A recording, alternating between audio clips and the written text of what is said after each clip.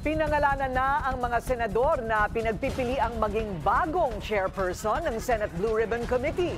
Pero ang isa rito, mas gusto raw na manatili sa pwesto si Senador Ping Lacson. Ang detalye sa agenda report ni Joan Manalo. Matapos magbitiw ni Senate President Pro Tempore Panfilo Ping Lacson bilang chairman ng Blue Ribbon Committee, umuugong na ngayon sa Senado ang mga pangalan ng maaaring pumalit sa kanya. Sila sina Senators J.V. Ejercito, Raffy Tulfo, Pia Cayetano, Kiko Pangilinan at Risa Ontiveros. Ayon ito kay Senate President Tito Soto. Pero para kay Senator Ejercito, alam ko limitasyon ko, mas marami ang tingin kong mas may kakayanan ang mag-lead ng committee. Tinanggahan niyo po ba? Sabi ko sana iba na lang kasi mas maraming mas may kakayanan. umaasa rin siya na sana ay magbago ang isip ni Lacson.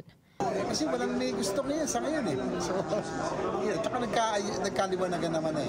Ewan ko, pag-usapan na sa majority caucus naman.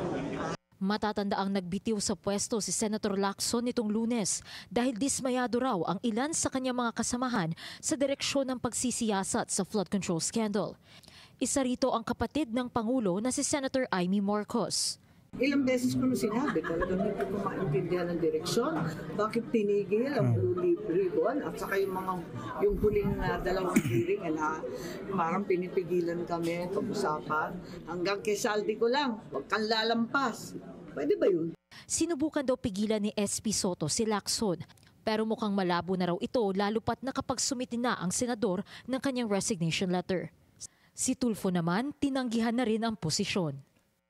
Ayon kay Soto, magpupulong ang majority bloc ngayong Miyerkules para pag-usapan ang pagbibitiw ni Lacson.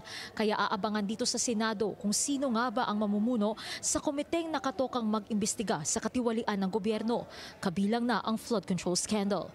Para sa agenda, Joan Manalo, Billionario News Channel.